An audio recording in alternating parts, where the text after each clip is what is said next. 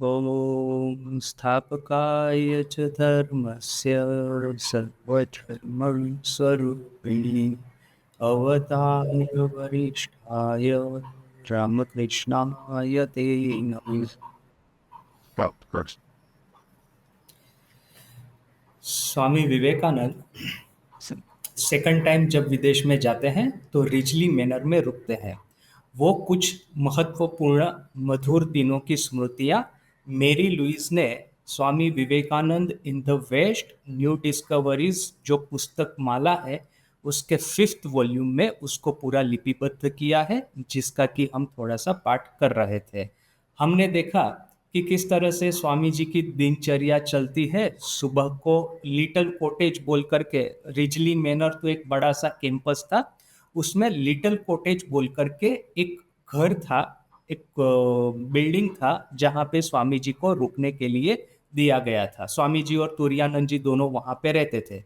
तो सुबह को स्वामी जी प्रातः भ्रमण के लिए, मॉर्निंग वॉक के लिए लिटिल कॉटेज से निकलेंगे।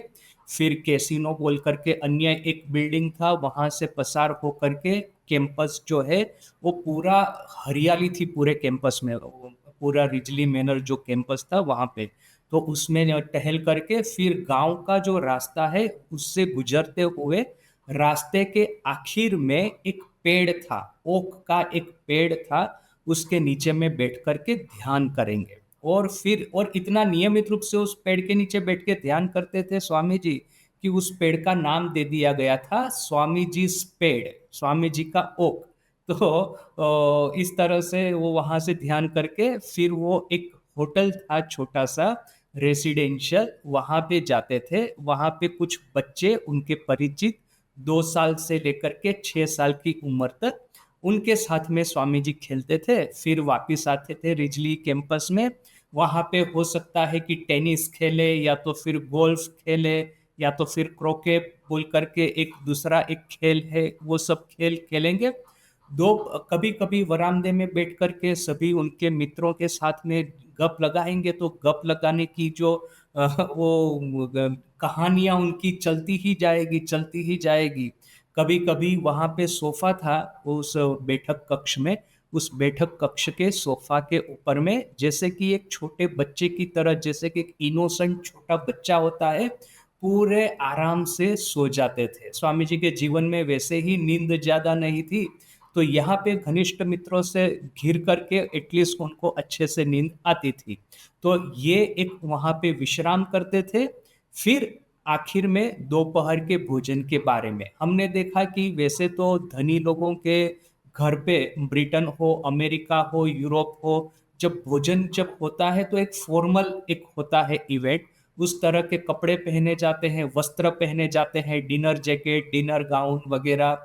और फिर सब लोग एक साथ में मिलकर के खाना खाएंगे। वो जो नौकर भी होते हैं परोसने वाले, वे लोग भी उस तरह के ड्रेस में सज्जित रहते हैं। किंतु यहाँ पे रिजली मैनर में सब कुछ इनफॉर्मल था, क्योंकि स्वामी जी वहां पे थे। स्वामी जी को ज्यादा फॉर्मेलिटीज पसंद नहीं थी। उसके बाद में किंतु ये डिनर के बारे में एक जो सुंदर एक कहानी है जो कि अभी हम देखेंगे। पहले तो स्वामी जी कहाँ बैठते थे, वहां पे जो गृहिणी थी, मैंने घर की मालकिन, उसका जो सबसे प्रोमिनेंट सबसे प्रेस्टिजियस प्लेस उसका होता था। तो यहाँ पे वो थी बेटी लेगेट, जो कि स्वामी जी की डिवोटी थी, स्वामी जी की फ्रेंड थी। उसके राइट हैंड साइड पे जो कि जो गेस्ट ऑफ ऑनर बैठने चाहिए, तो गेस्ट ऑफ ऑनर की सीट पे बैठते थे स्वामी विवेकानंद। और स्वामी जी को परफेक्ट फ्रीडम था कि जब भी चाहे खड़े होकर के चले जा सकते हैं। किंतु बेटी लेगेट, उसके पास में एक ट्रिक थी कि किस तरह से स्वामी जी को डिनर टेबल पे बिठा करके रखे, क्योंकि सभी लोग जाते थे इस घर में, जितने भी गेस्ट थे सभी तो स्वामी जी के परिचित थे। और स्वामी जी इनके साथ में विश्राम कर पाए, उनके साथ में रह करके, इसलिए तो सबको इकट्ठा किया गया था। तो सबकी इच्छा थी कि स्वामी जी के साथ में और थोड़ा सा समय बिताए, स्वामी जी और थोड़ा सा उनके साथ में रहे। तो बेटी लेगेट के पास में एक ट्रिक थी कि स्वामी जी डिनर टेबल के ऊपर में से खड़े होके चले न जाए, इसके लिए। तो वो क्या थी वो हम देखते हैं। Swamiji sitting always on Mrs. Legate's right was perfectly at liberty to excuse himself for a smoke or a walk. Swami ji बेटी लेगेट के राइट हैंड साइड पे प्रथम सीट थी, उसके ऊपर में बैठते थे और उनको पूरा फ्रीडम था, जब भी चाहे वो स्मोकिंग करने के लिए या तो फिर वॉकिंग करने के लिए खड़े होकर के जा सकते हैं। स्वामी जी स्मोक करते थे, ये बात ज़्यादातर लोगों को पता ही होगी। कभी कभी कोई ये सब सुनता है तो उनको बड़ा आश्चर्य होता है कि अरे स्वामी जी ये सब क्या करते थे, smoking is injurious to health. किंतु ये सब अवेयरनेस जो है वो आजकल नए जमाने की है। दूसरा क्या है पता है, आजकल स्मोकिंग इतना इंजरियस क्यों है, क्योंकि वो टोबैको जो होता है वो प्रोसेस्ड टोबैको होता है। यदि आप उसके प्योर फॉर्म में टोबैको यदि खाते हैं तो इतना वो डेंजरस नहीं रहता। जैसे कि आजकल सभी जगह पे ये प्रोसेस्ड फूड है, ये प्रोसेस्ड ड्रग्स है, ये जैसे कि वो एक्सट्रैक्ट निकाल करके वो बनाते हैं ना, जैसे कि तम्बाकू का पेड़ है, उसके जो पत्ते हैं, पत्तों को यदि आप चिबाएंगे तो इसका एक मेडिसिनल प्रॉपर्टी रहता है, किंतु आप उसको केमिकल प्रोसेस करके उसका वो जो एसेंस है टोबैको का वो निकाल देंगे और उसको कॉन्सेंट्रेटेड मात्रा में यदि आप खाएंगे तो that is very dangerous for health. जैसे कि शुगर है, जैसे ये शुगर कैन में से शुगर बनती है या शुगर कैन है, ये तो उस सब चीजों में से यदि अब शुगर कैन यानी कि शेरडी का रस पिएंगे तो इतना हानिकारक नहीं है, किंतु उसको प्रोसेस करके जो चीनी बनाते हैं दैट इज डेंजरस। गुड़ इसीलिए कहते हैं डॉक्टर कभी कभी कि चीनी से ज्यादा अच्छा है गुड़ खाना। तो कोई भी चीज को आप नेचुरल चीज को जनरली आप नेचुरल अवस्था में जिसको आप देखते हैं उसके मेडिसिनल गुण होते ही होते हैं। तो किसी भी तरह का औषधि हो, पेड़ पौधा हो, जनरली उसका इवोल्यूशन ही हुआ है एक दूसरे को सहाय करने के लिए, until and unless it is poisonous. जैसे कि धतूरे के बीज वगैरह जो है, धतूरे के फूल वगैरह जो है जो कि पॉइजनस है, उन सबको छोड़ करके ज्यादातर पेड़ पौधे उसके पत्ते खाना, फूल खाना कोई बुरा नहीं होता। तो प्रोसेस करके आप यदि खाएंगे तो दैट इज वेरी डेंजरस। और उस समय में ज़्यादातर थोड़ा सा नेचुरल टोबैको वगैरह ज़्यादा चलता था। आजकल प्रोसेस्ड टोबैको, ये प्रोसेस मेरुआना, ये प्रोसेस ड्रग्स, ये सब है, इससे प्रोसेस भांग, इसलिए वो सब खाने से पीने से ज़्यादा वो उसका नशा चढ़ता है और हेल्थ के लिए ज़्यादा डेंजरस होता है। तो स्वामी जी उस समय चीरूट वगैरह पीते थे, उसमें ज़्यादा कोई हानि नहीं थी। और स्वामी जी जो कुछ भी करेंगे सब कुछ मॉडरेशन में करेंगे। ये एक दूसरी चीज याद रखनी है कि प्रोसेस ना हो और यदि मॉडरेशन में लिया जाए तो कोई ऐसा हानि नहीं। तो स्वामी जी को किंतु पूरा फ्रीडम था कि जब भी चाहे खड़े होकर के वो बाहर में जाकर के एक स्मोकिंग रूम रहता था जहाँ पे लोग सब बैठ करके पुरुष लोग स्मोकिंग कर सकते हैं, तो वहां पे जाके स्मोकिंग करे, ना कि वो चलने के लिए टहलने के लिए चले जाए। There was however a way to hold him, किंतु एक तरीका था कि जिससे कि स्वामी जी को पकड़ करके बिठा दे सके, स्वामी जी को अट्रैक्ट करके वहां पे बिठाया जा सके, बिठाए रखा जा सके डिनर टेबल के ऊपर में। A very quick word from lady बेटी that she believed there was to be ice cream would turn him back instantly, and he would sink into his place with a smile of expectancy and pure delight seldom seen on the face of anybody over 16। जैसे ही स्वामी जी खड़े होंगे वैसे ही ये lady बेटी, अब वो बड़े घर की स्त्रियों के सामने लेडी या वो पुरुषों के सामने लॉर्ड ये सब शब्द लगते हैं, तो जो भी है, तो ये बेटी लेगेट जैसे ही स्वामी जी खड़े होंगे बेटी लेगेट कहेगी कि खाने के बाद में, भोजन के बाद में सबको आइसक्रीम परोसा जाएगा, आइसक्रीम है सबके लिए। तो जैसे ही ये बेटी लेगेट ऐसा कहेगी, इमीडिएटली स्वामी जी फिर से अपनी चेयर पे बैठ जाएंगे और एक नादान बच्चे के चेहरे पे जो हास्य दिखाई देता है वो हास्य स्वामी जी के चेहरे पे प्रस्फुटित हो जाएगा। यहाँ पे लिखा है इस तरह का हास्य जो कि 16 साल के बड़े उम्र के लोगों के चेहरे पे कभी नहीं देखा जाता। क्यों, ऐसा क्यों कहा है? क्योंकि ये एक जब उम्र कम होती है, जब ये संसार के झमेले में हम अभी पढ़ना बाकी है, संसार की जवाबदारी, संसार के धोखे, संसार का ये कष्ट, ये सब जब तक चेहरे पे अपने सर पे नहीं आता, तब तक हमारा मन एक नादान मन रहता है, एक इनोसेंट मन रहता है। और ये इनोसेंट चेहरे की हंसी, अब ये 16 साल कहे हैं, वो उस समय के 16 साल, आजकल हमको कहना पड़ेगा 10 या 11 साल, क्योंकि जैसे जैसे ये आजकल का समय भी ऐसा है ना, आज ये जो सोशल मीडिया है, ये टेलीकम्युनिकेशन के साधन है, सब लोग आज अपने मोबाइल में बैठ करके देखते हैं कि कहाँ पे वॉर हो रहा है, कहाँ पे ये हो रहा है, और सब तरह का फुटेज जो कि बच्चों को नहीं देखना चाहिए, वो सब ये लोग बैठ करके देखते हैं, तो छोटी उम्र में इनोसेंस चला जाता है। तो आजकल की भाषा में यदि कहेंगे तो 12 साल या 10 साल से बड़े किसी लड़के के चेहरे पे इस तरह की हंसी नहीं दिखाई देगी।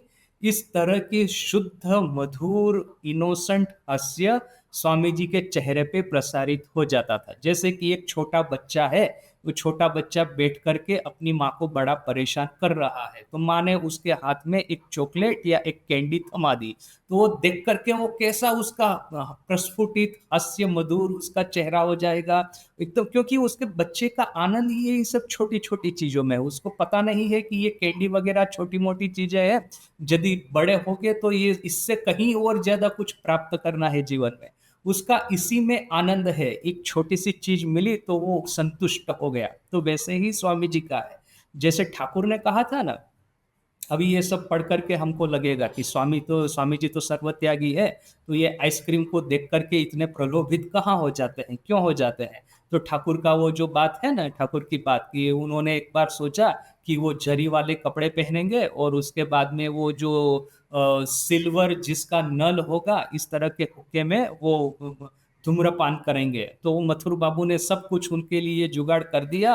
वो जरी वाले पोशाक भी ले आए, वो जो सिल्वर नल वाला जो हुक्का था वो भी उनके लिए ले आए, और गद्दी तकिए सबकी व्यवस्था कर दी। उसके ऊपर में ठाकुर ने वो कपड़े पहन के वो धूम्रपान भी कर लिया, और फिर जैसे ही ऐसा एक फूंक मारा वो हुक्के का, इमीडिएटली वो जो वासना उनके मन में जागृत हुई थी, ये शेठ लोग जो देखते हैं ना, सब राजा लोग शेठ लोग कैसे तकिए और गद्दे पे पैर के ऊपर में पैर चढ़ा करके अच्छे से कपड़े पहन करके वो हुक्का पीते हैं, तो वो एक वासना जो जागृत हो गई थी, तो एक हुक्के का फूंक मारा, उसी में वो समाप्त हो गई।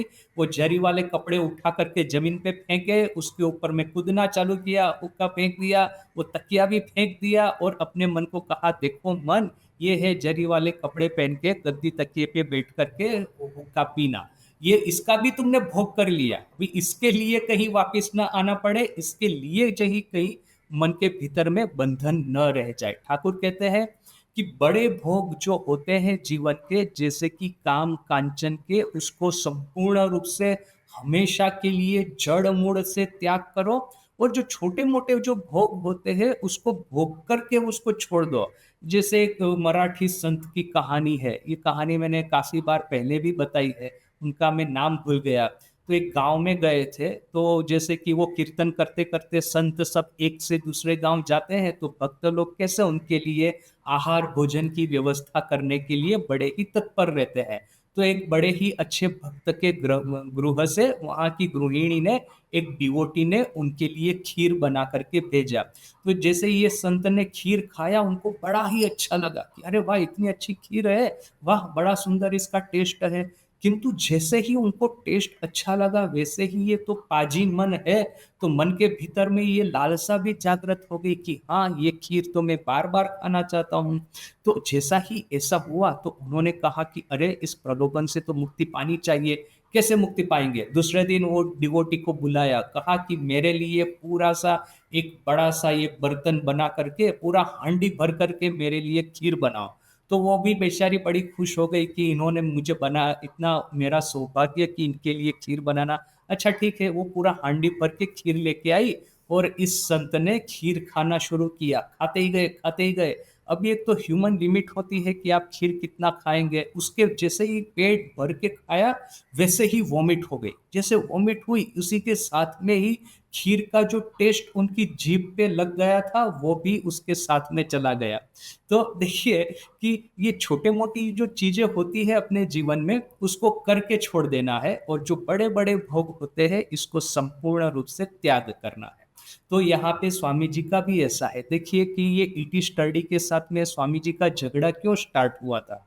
ईटी स्टडी देखता है कि स्वामी जी की लाइफस्टाइल बड़ी ही लग्जरियस है, बड़े अच्छे कपड़े पहनना उनको पसंद है, बड़ी महंगी चिरूट पीते हैं, स्मोक करते हैं, उसके बाद में खाने पीने में भी उनका बड़ा ही ये सब है कि ये खाना है वो खाना है, अच्छा अच्छा खाना। और स्वामी जी के पत्र पढ़ेंगे तो देखेंगे कि स्वामी जी बार बार तो नहीं, कुछ कुछ पत्रों में उन्होंने लिखा है भारत से अपने गुरु भाइयों को कि ये मूंग की दाल, उड़द की दाल, ये मसाला, ये सब वहां पे भेजो, जिससे कि स्वामी जी वो अपने देश का खाना खा पाए। स्वामी जी बड़े अच्छे खाना बनाते थे, हमको पता है। तो सब भारत से ये सब मसाला सब ये द्रव्य वगैरह सब जाएंगे, तो स्वामी जी आहार बनाएंगे, पकाएंगे, और सिर्फ अपने से खाएंगे ऐसा नहीं, सबको खिलाएंगे भी सही। वो जो वहां पे हमने देखा कि अभी देखेंगे कि कैलिफोर्निया में किस तरह से Swami ji Turk street slate पे उनका कमरा था, फिर दूसरे कैलिफोर्निया सैन फ्रांसिस्को वगैरह में।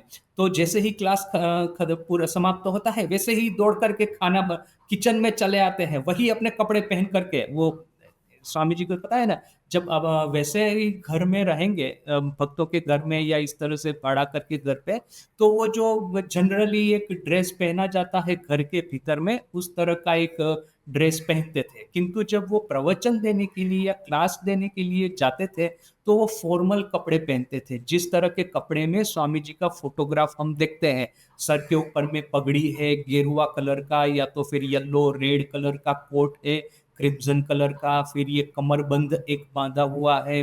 तो ये सब बड़े ही फॉर्मल कपड़ों में स्वामी जी ये प्रवचन देते थे, और ये कपड़े महंगे भी थे। तो स्वामी जी करते क्या थे, जैसे ही क्लास समाप्त हुआ वैसे ही किचन में दौड़े दौड़े आएंगे और कहेंगे नाउ वी विल कुक, अभी हम खाना बनाएंगे, ऐसा अनाउंस करके सीधा खाना बनाने में लग जाते थे। और जोसेफाइन मैक्लाउड बड़ी अलर्ट रहती थी, वो इमीडिएटली स्वामी जी के पीछे पीछे आएंगी और स्वामी जी को डांट के कहेगी कि स्वामी जी पहले अपने कपड़े तो चेंज कीजिए, इतने महंगे सिल्क के कपड़े हैं, उसके ऊपर में वो जो स्वामी जी तो वघार करते हैं ना, वो सब गिरेगा तो कपड़ा, सिल्क का कपड़ा है, नष्ट हो जाएगा, इतने महंगे कपड़े हैं, फिर ये धोना तो इन्हीं लोगों को है, लेडीज लोगों को ही है, स्वामी जी को कहाँ इतनी टेंशन है। तो वो डांट के कहेगी फर्स्ट चेंज योर क्लॉथ। तो स्वामी जी कभी उनकी बात सुनेंगे कभी नहीं सुनेंगे। तो ये सब पढ़ करके वो हमको लगेगा कि ये खाने के प्रति स्वामी जी का मोह कैसा है, क्यों है। किंतु ये सब देखिए कि ईटी स्टडी का भी जहाँ पे ये हो रहा था मिसअंडरस्टैंडिंग, स्वामी जी का मन इस तरह से ब्रह्म भाव में निमग्न था, ब्रह्म भाव में डूबा हुआ था कि ये छोटी छोटी वासनाएं यदि न रखते तो उनका मन जमीन पे रहता ही नहीं। ठाकुर का जैसे था कि समाधि के बाद में समाधि भंग करने के लिए बीच बीच में कहते थे मैं तम्बाकू खाऊंगा, मैं शौच करने के लिए जाऊंगा, मैं पानी पीऊंगा, कुछ नाश्ता करूंगा, ऐसा कुछ ठाकुर कहते थे जिससे कि उनका मन खींच करके जमीन के ऊपर में आए। तो इसके लिए देखिए कि दो हमारे पास में इसके ये है रीजन है, उसके हमारे पास में उसके उत्तर है कि यदि प्रश्न है कि स्वामी जी को आहार में इतनी रुचि क्यों थी, वो भी अच्छे आहार में, तो दो बातें हैं। पहले तो छोटे मोटे भोग जो होते हैं उसको समाप्त ही कर देना चाहिए खा करके। और किंतु देखिए कि स्वामी जी के भोग लालसाएं वगैरह सब तो मिट गई थी जब उनको काशीपुर में समाधि प्राप्त हुई थी, निर्विकल्प समाधि। ठाकुर ने जब अपनी पूरी शक्तियां स्वामी जी के भीतर में संचारित कर दी तो उस समय स्वामी जी के ये जो जन्मा जन्म वैसे तो था ही नहीं, तो भगवान शिव के यदि अवतार थे वीरेश्वर शिव के, तो कहाँ वो कामना वासना रहने वाली है। किंतु फिर भी जैसे ठाकुर ही कहते हैं पंचो महाभूतेर फादे ब्रह्म पड़े कांदे, अर्थात कि पंच महाभूत के इस फंदे में पड़ करके ब्रह्म भी बेचारे रो लेते हैं। ब्रह्मन को भी वो पंच महाभूत का फायदा वो उनके लिए कष्टदायक होता है। तो जैसे कि माँ सीता का अपहरण हो जाने से भगवान राम रोए थे, हालांकि पता था कि ये सब पहले से ही प्लान किया हुआ है, रावण का वध करना है इसके लिए। जैसे कि वो वहां पे वो अयोध्या में भगवान राम बैठे थे, तो वो नारद मुनि जाकर के कहते हैं कि भगवान राम आपका तो अवतार ग्रहण करने का प्रयोजन ही यही है कि कंस का वध करे, रावण का वध करे। तो रावण वहां पे लंका में बैठ करके मजे कर रहा है, आप यहाँ पे राज्य कर रहे हैं। तो फिर भगवान राम ने क्या उत्तर दिया, उसके पुण्य क्षय होने दो, समय आने दो, फिर कहीं जाकर के उसके वध का उद्योग किया जाएगा। तो पहले से ही ये सब प्री ऑर्डेन था, प्री प्लान था, फिर भी माँ सीता के अपहरण से भगवान राम रोए थे, जैसे कि ठाकुर ने कहा है। तो ये सब पंच महाभूत के इस शरीर धारण करके पृथ्वी पे आते हैं, तो थोड़ा बहुत कर्म की एक रेखा जैसा एक रहता है, तो वो संपूर्ण रूप से मिट जाए इसके लिए तपस्या, और तपस्या करके जब सिद्धि प्राप्त कर दे तो फिर ये कार्य करने के लिए जमीन पे रहना है कैसे भी करके, उसके लिए फिर ये छोटी मोटी वासनाओं का धारण। अच्छा, ये जो एक बात अभी हमने देखी कि किस तरह से ठाकुर ने स्वामी जी के भीतर में अपना शक्ति संचार किया, तो उसके रिलेटेड एक बहुत ही सुंदर एक दूसरी भी कहानी है। ये यही इसी के भीतर में रिजली मैनर में ही आएगी, आगे में आएगी। थोड़ा सा मैं इसके बारे में बता दूं अभी कि जब स्वामी जी रिजली मैनर से जाने वाले थे, ये ग्रेट समर समाप्त होने वाला था और स्वामी जी को कर्म क्षेत्र में फिर से पदार्पण करना था कैलिफोर्निया जाकर के।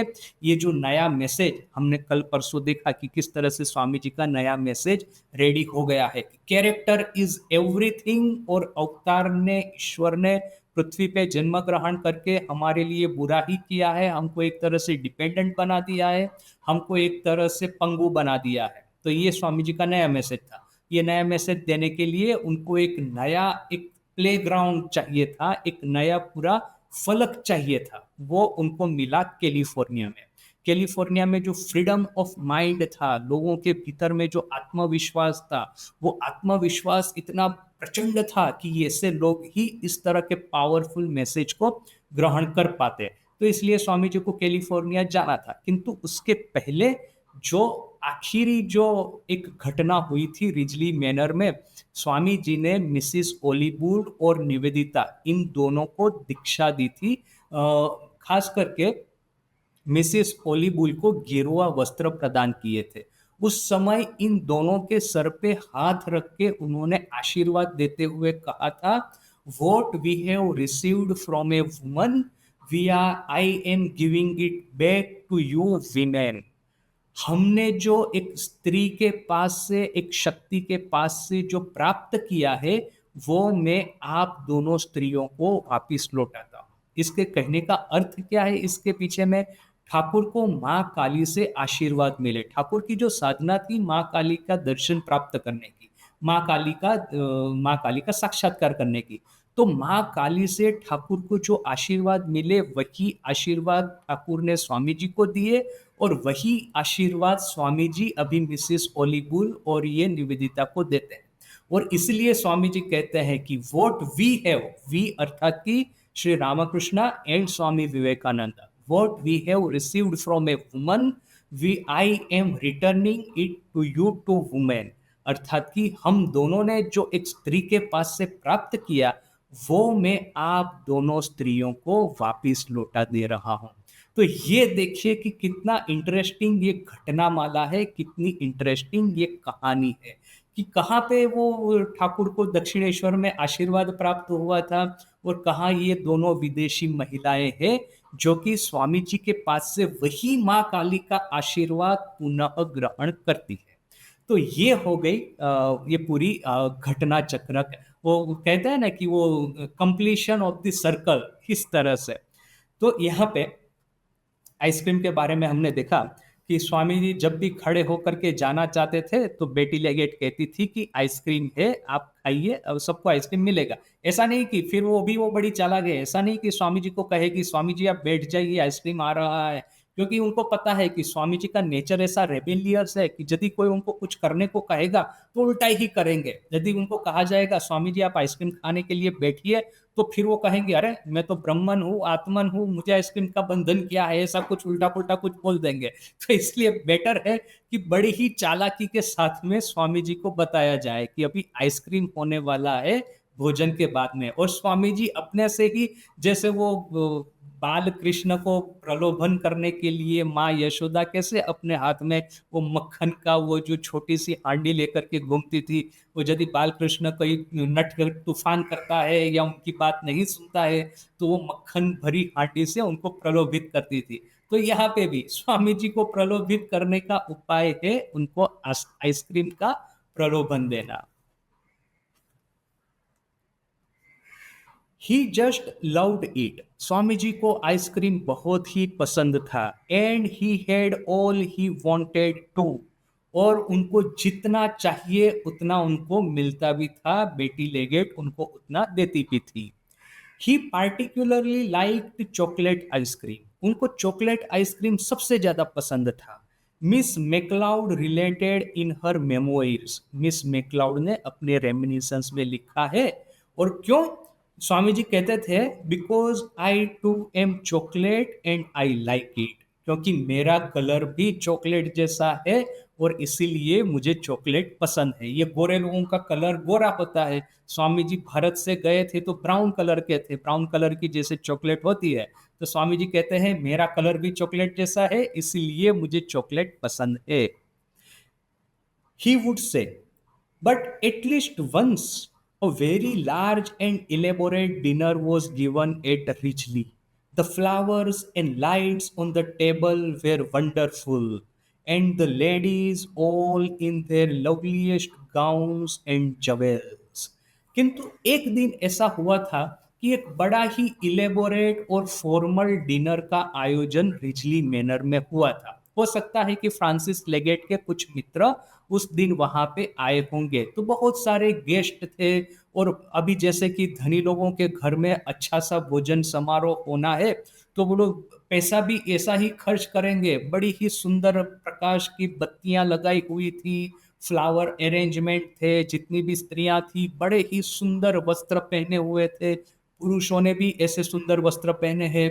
वो सब खाने के जो कोर्स होते हैं, first course, second course, third course, वो भी बड़े ही इलेबोरेटली सब अरेंज किए गए थे। तो जैसे कि कोई भी वहां पे आएगा जिसको कि ये सब चीजें देखने की हैबिट नहीं है या तो उन्होंने कभी ये सब देखा नहीं है, वो बड़ा ही प्रभावित हो जाएगा ये सब चीजों से।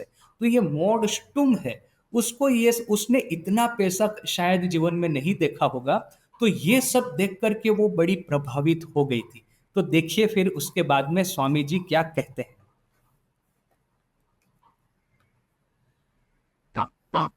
She had been half entranced by all this brilliance and gaiety, and she remembered that Swamiji, noticing her bemusement, had shattered it with a quiet word. Through all the noise and all the noise of other talk, don't let it full you baby, he had said. वो बड़ा ही वो मोडस्टुम बड़ी ही प्रभावित हो गई थी, अंजित हो गई थी ये सब। उन्हें जाहो जलाली देख करके, चाक चिक्य देख करके, ये सब भव्यता देख करके, इतने सुंदर वस्त्र, इतना सुंदर खाना, इतना सुंदर अरेंजमेंट। तो जैसे ही स्वामी जी ने देखा उसके चेहरे पर ये बड़ा ही ये इस तरह का भाव कि जैसे कि वो बड़ी ही चमत्कृत हो गई है। स्वामी जी ने वो जैसे गुब्बारे में वो पिन मार करके कैसे पंचर कर देते हैं, वैसे ही स्वामी जी ने कहा। इमीडिएटली स्वामी जी ने हल्के से सुर से कहा उसको कि ये सब चीजों से कभी भी अंध मत होना, ये सब चीजों से कभी भी मोहांध मत होना, इन सब के मोह में कभी मत फंसना। जैसे ही स्वामी जी ने ऐसा कहा वैसे ही उसका मोह भंग हो गया। क्योंकि देखिए अभी हमको प्रश्न होता है कि स्वामी जी को तो ऐसा कुछ प्रोफाउंडली फिलोसॉफिकल कहना पड़ा होगा यदि किसी का मोह भंग करने के लिए। उन्होंने तो एक बड़ा ही सिंपल सेंटेंस दिया। क्या था ये sentence? Don't let it full you baby. बच्ची तुम इन सब चीजों से मूर्ख मत बनना। Don't let it full you baby. इतनी ही सरल बात कर दी, किंतु इस सरल बात के पीछे में बात ये नहीं है कि स्वामी जी ने फिलोसॉफिकली कोई बड़ा ही प्रोफाउंड स्टेटमेंट दिया है। यहाँ पे बात ऐसी है कि स्वामी जी के भीतर में ही फिलोसॉफी जैसे कि जीवंत बन करके रह रही थी। ये दुनिया के प्रति विराग और ब्राह्मण के प्रति अनुराग उनके भीतर में सदैव सजीव बना रहता था। वो स्वयं एक शार्प पीन की तरह थे, जो कि ये मोह रूपी जो गुब्बारा हम बना करके बैठे हैं उससे मोहांध हो रहे हैं, उस सब में वो पीन जैसे ही लगेगी वो गुब्बारा फट करके कहाँ पे अदृश्य हो जाएगा। तो जैसे ही मोड़ तुमको देखा कि वो ये सब चीजों से बड़ी प्रभावित हो गई है, स्वामी जी ने सिर्फ एक सरल वाक्य कहा कि बच्ची इस सब चीजों को अपने इन सब चीजों से मूर्ख मत बनना।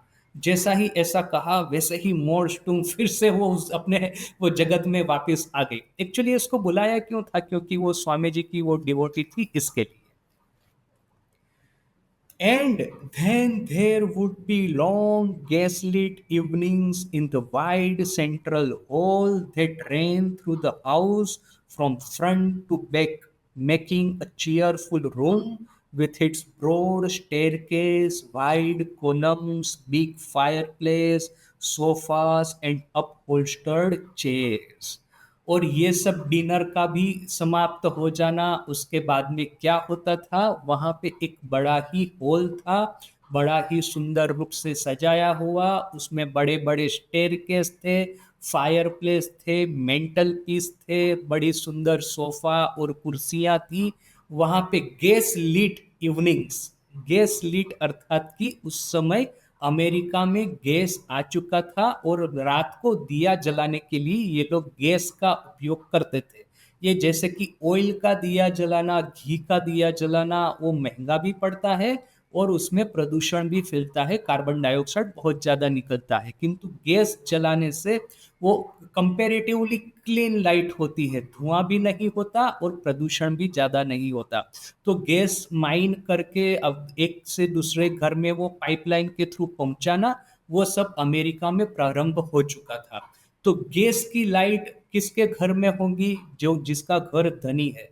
तो वे लोग कहेंगे कि अच्छा उसके घर गैस की लाइट है, अर्थात कि उन्हें वो अच्छी जगह पे रह रहा है, अच्छा पैसा कैसा है उसके पास में। तो गैस लीट, लॉन्ग गैस लीट इवनिंग्स, मने वो एक संध्या का समय, सुंदर सुनहरा समय, धनी का कमरा है, उसके भीतर में गैस के प्रकाश पुंज लगे हुए हैं, उसमें सभी लोग जैसे कि मंत्र मुग्ध होकर के स्वामी जी के चारों ओर बैठे हैं और स्वामी जी वेदांत और उपनिषद की कहानियां एक के बाद एक उनको सुनाते हैं।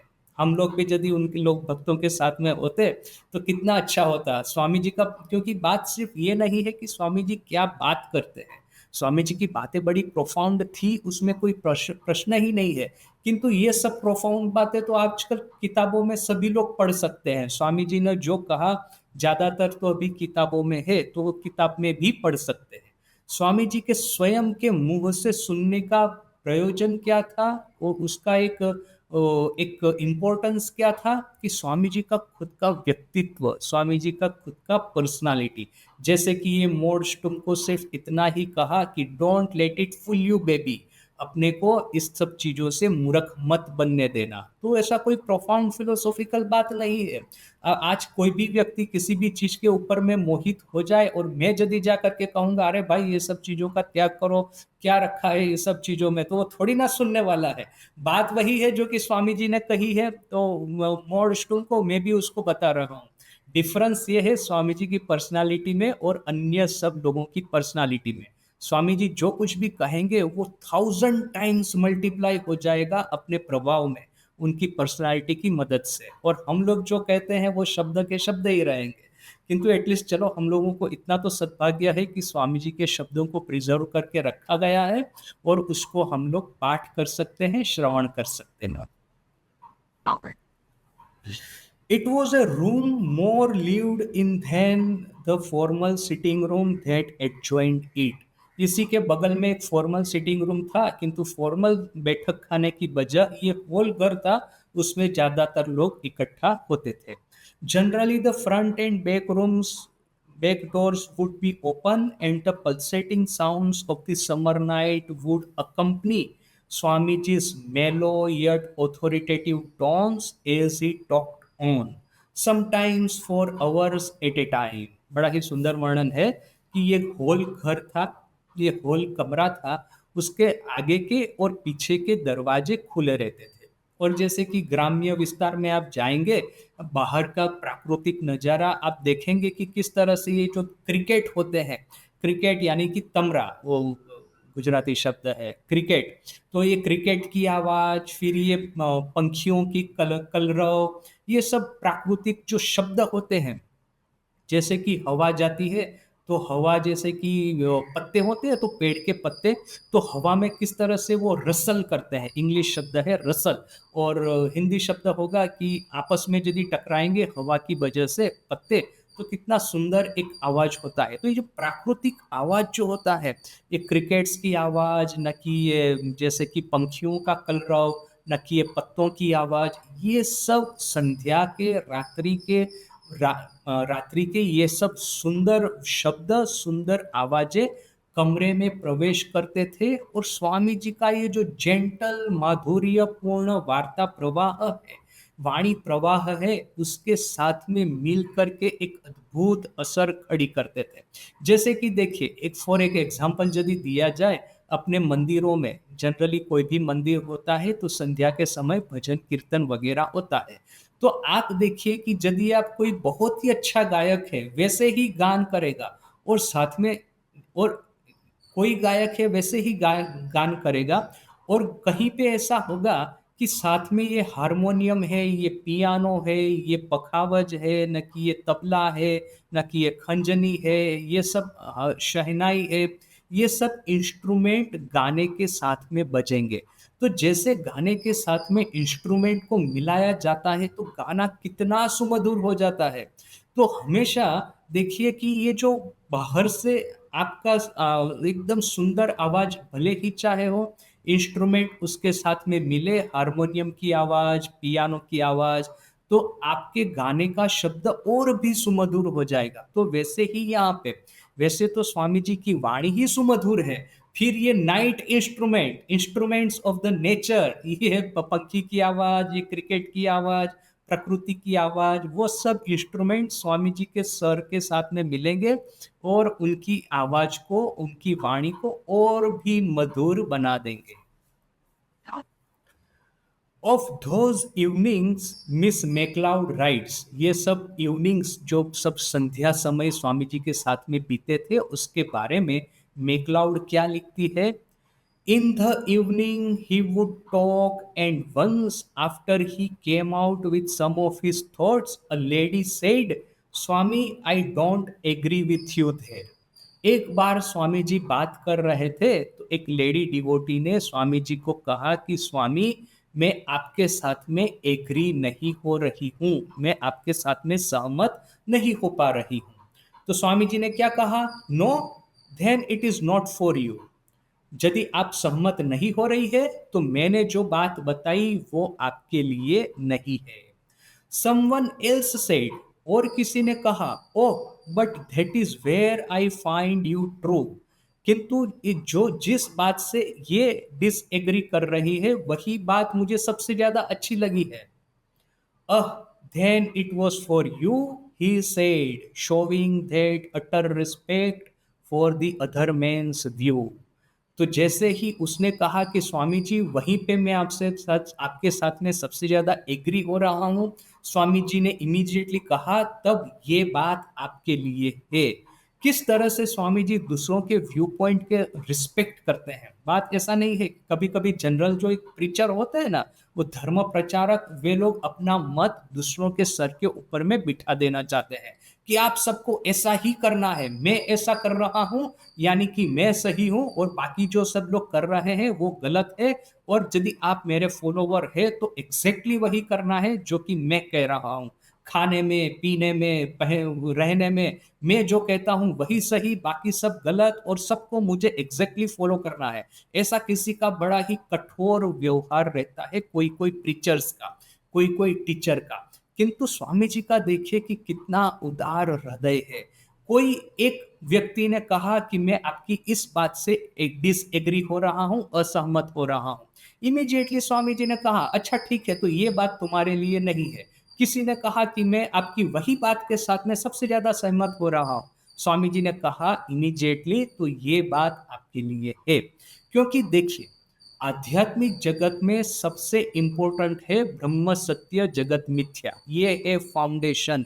ब्रह्म साक्षात्कार करने के लिए आपको एक के बाद एक त्याग करके आपको ईश्वर के रास्ते पे चलना है। अभी ये त्याग आप कैसे करें, ये ब्रह्म साक्षात्कार आप कैसे प्राप्त करें, उसके बहुत सारे तरीके हैं। प्रत्येक के लिए वो तरीका अलग अलग हो सकता है। कोई इस तरह का खाना खाएगा, कोई उस तरह का खाना खाएगा, कोई वेज खाएगा, कोई नॉन वेज खाएगा, कोई कर्म करेगा, कोई कर्म नहीं करेगा, कोई भक्ति करेगा, कोई भक्ति नहीं करेगा, कोई किसी की भक्ति करेगा। भी यहाँ 33 कोटि तो देवी देवता है। यदि मैं कहूँगा मैं काली का उपासक हूँ, तो काली की उपासना करके ही आपको मुक्ति प्राप्त होगी, तो ऐसा तो नहीं चलेगा। बाकी जो 33 कोटि देवी देवता है, वे लोग क्यों फिर वो उनका आविर्भाव हुआ है। सबको अपने तरीके से अपने चुने हुए रास्ते पे ईश्वर के पास जाने का अधिकार है। ये फ्रीडम ऑफ चॉइस, ये फ्रीडम ऑफ ओपिनियन, ये लिबरल एक विराट समुंदर के जैसा हार्ट, हृदय स्वामी जी के पास में था। One evening, he was so eloquent, about a dozen people listening, his voice becoming so soft and seemingly far away. When the evening was over, we all separated without even saying goodnight to each other. एक दिन शाम के समय स्वामी जी इतनी profound गहराई में, इतनी ऊंचाई पे चले गए, ब्रह्म भाव के बारे में बात करते करते। उनका स्वर, उनकी आवाज इतनी सुमधुर मृदु हो गई, पूरा जगत जैसे कि स्तंभित होकर के स्वामी जी की वाणी को सुन रहा है।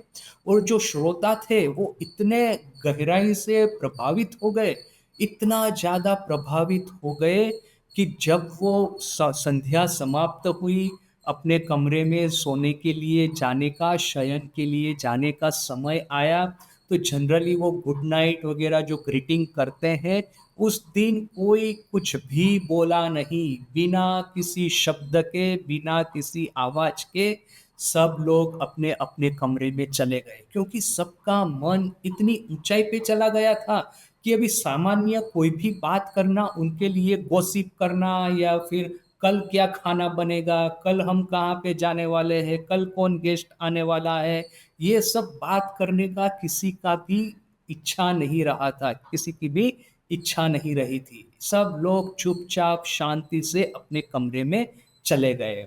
कितना सुंदर वाक्य, फिर से मैं पढ़ता हूँ। He was so eloquent, his voice becoming so soft and seemingly far away, जैसे कि उनका आवाज इतना मृदु हो गया था और जैसे कहाँ दूर से आ रहा हो।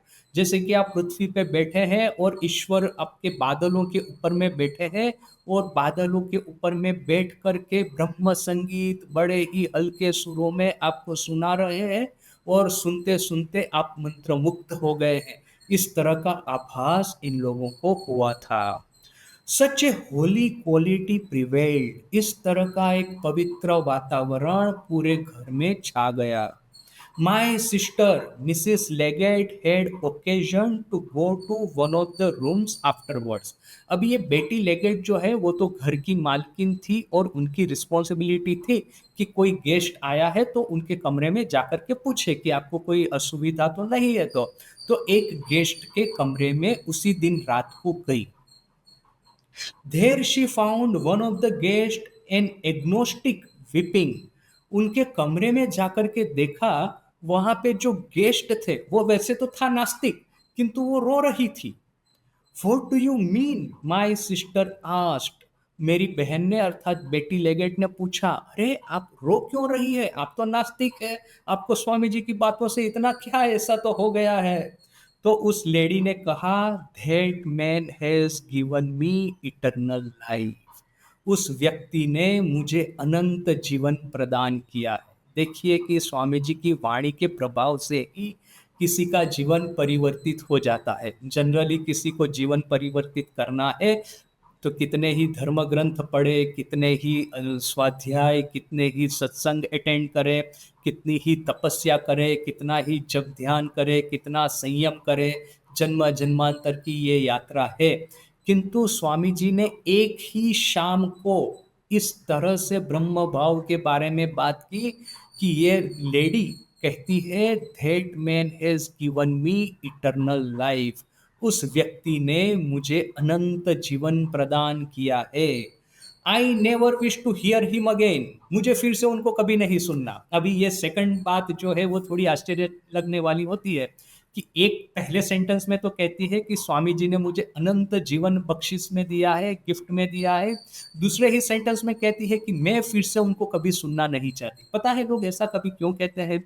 कभी कभी ऐसा होता है ना, जैसे कि वो योगानंद जी महाराज का था, योगेन, जब ठाकुर के पास में आते थे दक्षिणेश्वर में, देखा कि ठाकुर बातें तो बड़ी अच्छी करते हैं, किंतु एक दिन रात को आधी रात को खड़े जग गए किसी कारणवश, देखा ठाकुर अपने बिस्तर में सोए हुए नहीं है, तो उनको बड़ा ही भय लग गया कि क्या ठाकुर दिन में तो काम कांचन त्याग करने की बातें करते हैं, किंतु रात को क्या, मध्य रात्रि को क्या छुपके छुपके अपनी पत्नी के पास जाते हैं? उस समय माँ उस समय नहबत में रह रही थी, तो उन्होंने सोचा कि वो जैसे ही वो नहबत में से बाहर आएंगे मैं उनको पकड़ूंगा, बोल करके नहबत के सामने खड़े रह गए। देखा कि ठाकुर झाऊतला से वापस आ रहे थे।